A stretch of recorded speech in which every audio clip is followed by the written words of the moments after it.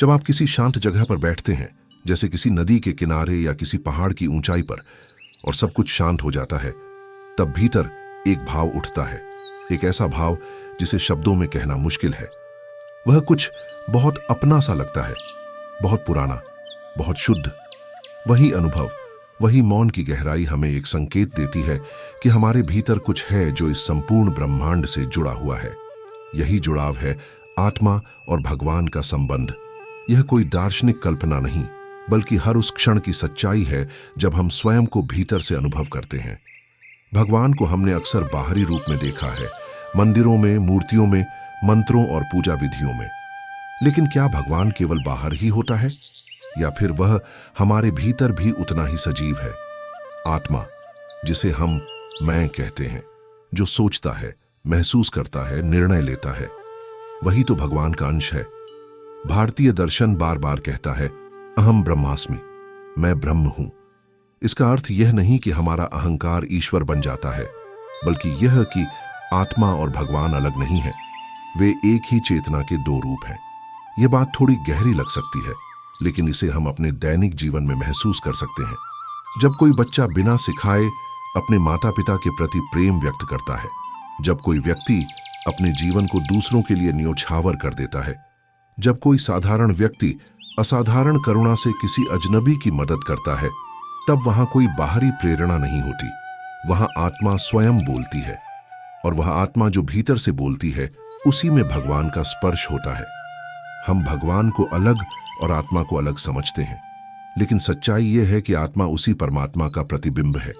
जैसे सूरज और उसकी किरण में अंतर केवल दूरी का होता है, वैसे ही आत्मा और भगवान में अंतर केवल हमारे दृष्टिकोण का होता है।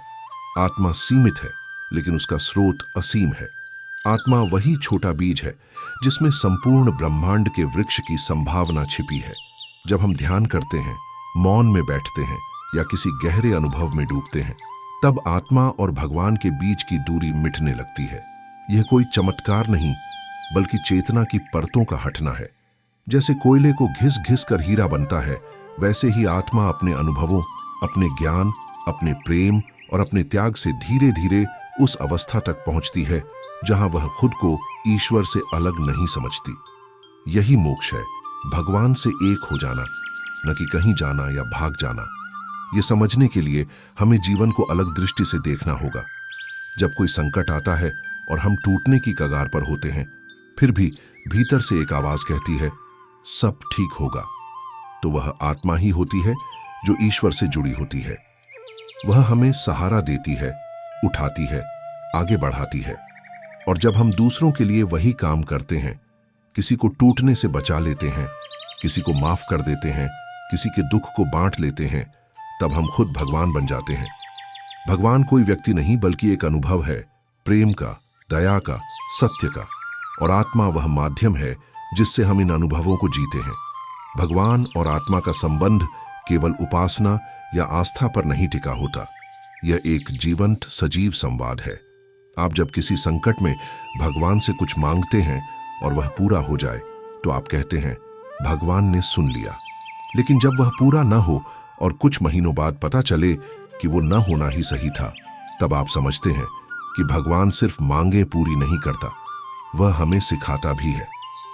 आत्मा का ईश्वर से संबंध शिक्षक और विद्यार्थी जैसा है। एक ऐसा शिक्षक जो मौन में सिखाता है, और एक ऐसा विद्यार्थी जो अनुभवों से सीखता है। हमारी आत्मा जब दुखी होती है, जब बेचैन होती है, तब वह ईश्वर से दूर होती है। और जब वह शांत होती है, प्रसन्न होती है, तो वह ईश्वर के निकट होती है। यह निकटता कोई दूरी नहीं, बल्कि अवस्था है। जैसे रेडियो तरंगें हर जगह होती हैं, लेकिन केवल वही यंत्र उन्हें पकड़ता है जो सही तरंग पर ट्यून होता है, वैसे ही भगवान हर जगह है, लेकिन वही आत्मा उसे अनुभव कर सकती है जो सही तरंग पर जुड़ी हो, यानी जिसमें प्रेम हो, दया हो और मौन हो। हम जीवन में बार बार टूटते हैं, बिखरते हैं, और हर बार एक नई शक्ति हमें जोड़ती है। वह शक्ति हमारी आत्मा की नहीं, आत्मा के भीतर छिपे भगवान की होती है। जब हम कहते हैं कि मेरे भीतर की आवाज ने मुझे रोका, या दिल से यही लगा कि सही है, तब वह केवल एक भावनात्मक बात नहीं होती, वह एक दिव्य चेतना होती है। जो हमें सही राह पर चलने के लिए प्रेरित करती है। भगवान और आत्मा का संबंध हमें यह भी सिखाता है कि हमें बाहर कम और भीतर अधिक देखना चाहिए। हम बाहर के संसार में खोजते हैं सुख, शांति, प्रेम, लेकिन जब तक हम अपने भीतर उस चेतना से नहीं जुड़ते जो सब कुछ प्रदान कर सकती है, तब तक हम अधूरे रहते हैं। आत्मा एक दीपक है और भगवान उस दीपक की लौ है। जब हम उस लौ को पहचानते हैं, तब जीवन प्रकाशित हो जाता है।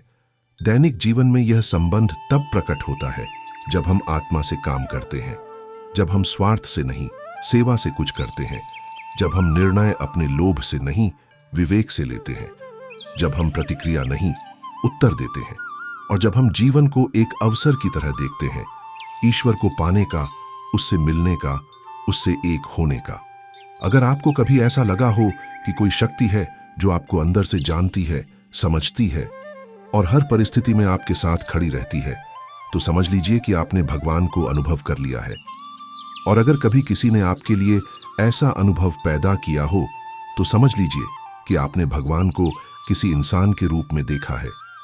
भगवान और आत्मा का संबंध कोई रहस्य नहीं, बल्कि एक जीवंत संवाद है जो हर पल घट रहा है। बस हमें उसकी भाषा समझनी है। अगर यह संवाद आपके भीतर कहीं गूंजा हो और आपको खुद के भीतर एक लौ दिखने लगी हो, तो यह आत्मा और भगवान के मिलन की शुरुआत है। यह कोई लक्ष्य नहीं, बल्कि जीवन जीने की दिशा है। हर दिन, हर कर्म, हर विचार इस संबंध को प्रकट करने का एक माध्यम है। ऐसे ही और जीवन को बदलने वाले विचारों, आत्मा की यात्रा और ईश्वर की अनुभूति पर आधारित ऑडियो बुक्स के लिए हमारे चैनल डिवाइन डेप्थ को सब्सक्राइब करें, क्योंकि यहां हम ईश्वर को पढ़ते नहीं, उसे भीतर अनुभव करते हैं, मौन में, प्रेम में और स्वयं में।